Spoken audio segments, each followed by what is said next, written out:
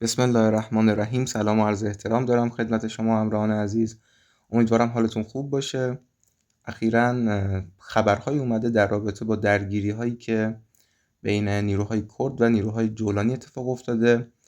نیروهای جولانی با حمایت ترکیه تونستن مناطق وسیع رو بگیرن، تونستن الطبقه، الهول، حومه شرقی دیروزور اینها رو تصرف کنن و نیروهای کرد هم نیروهای قصد یا همون SDF اینا در کوبانی و قامشلی دارن مقاومت میکنن.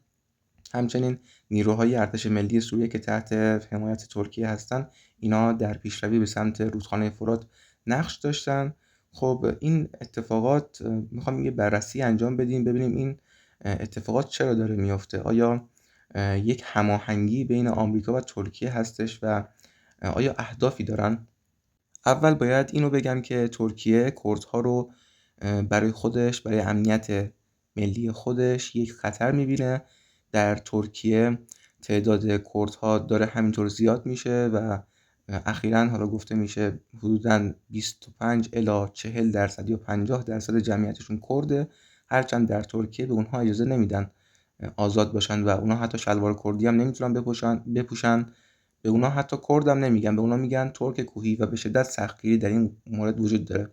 حتی زمانی که تو انتخابات هم یک کرد برنده میشه بهش تهمت میزنن که با PKK در ارتباط بوده و اونا با یک روشی کله پاش میکنن.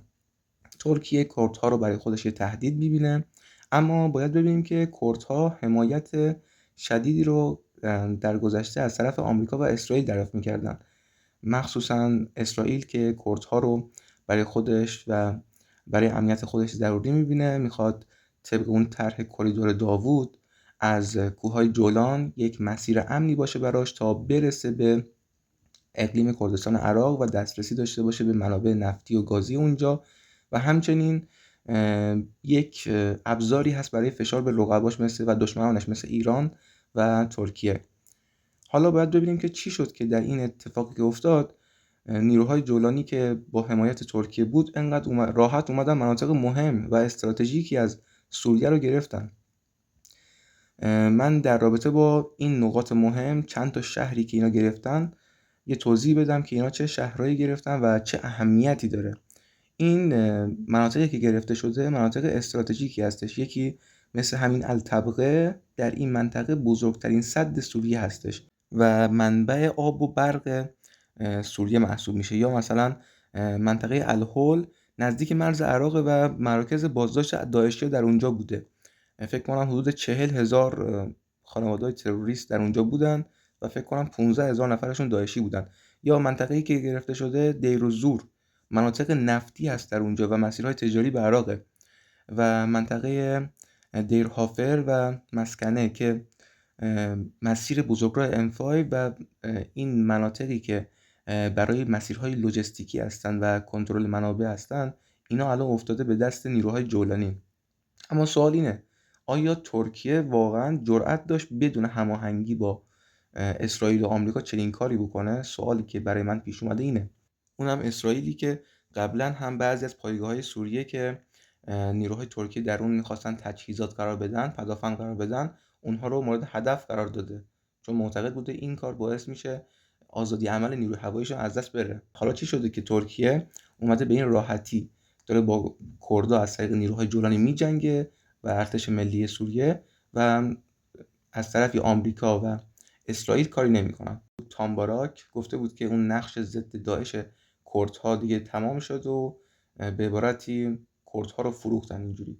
اما بیایم برگردیم به اسرائیل. اینجا چند تا سناریو مطرح میشه. یکی این که مثل اون اتفاقی که در حمله نیروهای جولانی با حمایت ترکیه به بشار اسد اتفاق افتاد که ترکیه و اردوغان از این که تمرکز نیروهای محور مقاومت به سمت اسرائیل سوء استفاده کردش و اومد در یک موقعیت خوب حمله کرد و تونست این اتفاق رو رقم بزنه.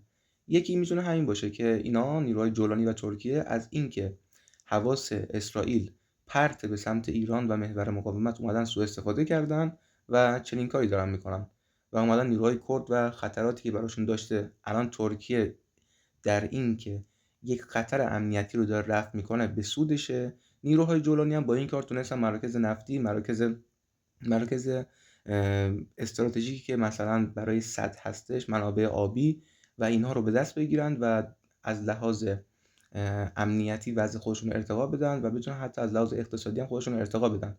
از اون طرف کردها ضعیف شدن. این برای هم ترکیه و هم نیروهای جولانی سود داره. اما اسرائیل به نظر من مثل ایران نبود که غافلگیر بشه. اسرائیل همین الان درسته تمرکز اصلیش روی ایرانه و محور مقاومته، ولی به نظرم اسرائیل بی‌پرواتر از اون هستش که بخواد به ترکیه اجازه بده همچین کاری کنن.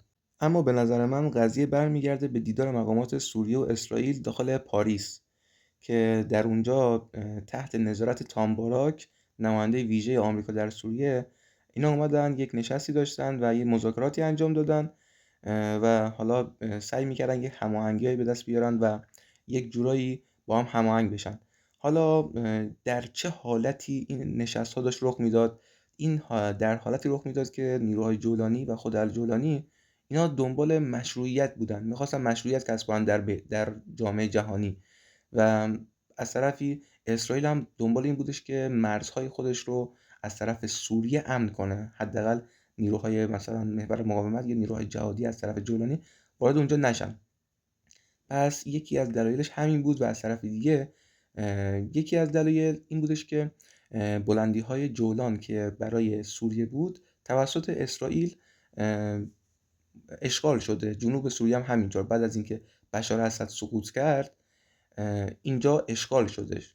در اون توافقات اینه که اینا با هم هماهنگ شدن و نیروهای جولانی اونجا چراغ سبز گرفتن برای اینکه به کردها حمله کنن. هرچند مقامات اسرائیلی اینو تکذیب میکنن، میگن که ما کردها رو ول نمیکنیم از این چیزا، ولی به نظر میاد در قبال یه سری چیزایی اینا گفتن که خب باشه ما حالا میایم میگیریم منابع نفتش اینا میگیریم و شما اگه خواستین اون کریدور رو بذارین به شما اجازه میدیم به اقلیم کردستان دسترسی داشته باشید و یا همچین چیزی.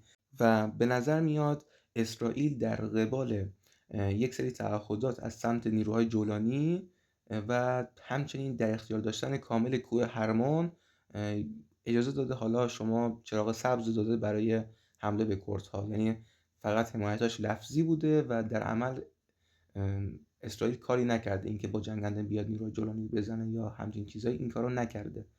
حالا یکی از دلایلش میتونه همین باشه، یعنی در ازای سری تعهداتی که از نیروی جولانی گرفته و در اختیار گرفتن کوه هرمون، در اختیار گرفتن یعنی اونجا بمونه دیگه. همین الان هم در کوه هرمون هستن. کوه هرمون بعد از سقوط بشار اسد دیگه کامل افتاد دست نیروهای اسرائیلی. یه موقعیت نظامی خیلی مهمی داره، ارتفاع زیادی داره و در منطقه خودش بالاترین نقطه هستش. حالا شما فرض کنید بین سوریه و اسرائیل و لبنان هست و این باعث میشه که بتونه راحت نظارت کنه بر روی نیروهای سوریه، نیروهای محور مقاومت مثل حزب الله، شنود الکترونیکی انجام بده، ایستگاه راداری بذاره و از این کارا. و از طرفی منبع اصلی رودخانه اردن که آب آشامیدنی و کشاورزی اسرائیل از این تامین میشه، این هم از کوه هرمون هستش. و خلاصه اینکه یکی از دلایل و چیزهایی که گفته میشه اینه که میگن اسرائیل در ازای اینکه در هرمون باشه و اونجا برای اسرائیل باشه چراغ سبزی داده به نیروهای جولانی که شما برین حالا اگه خواستین به کرد حمله کنین ما کاری باهاتون نمی‌کنیم. این تعهد نیروهای جولانی و هماهنگی اینها و دادن امتیازات به اسرائیل رو بیشتر در ذهن خودم مؤثر میدونم تا اینکه مثلا اینا بخوان از حواس پرتی اسرائیل بخوان سوء استفاده کنن، بخوان کردها رو عقب بزنن و اونا رو بکشن. به نظر من یک سری تعهداتی داده شده و اینها با هم توافقاتی کردن و چراغ سبز از سمت اسرائیل و آمریکا کاملا گرفته شده، وگرنه اینها جرئت نمی‌کردن بدون چراغ سبز اسرائیل و آمریکا با کردها درگیر بشن و بخوان اونها رو بکشن. الان همونطور که گفتم کردها از مناطق زیادی عقب نشینی کردن و در کوبانی و قامشلی دارن مقاومت میکنن.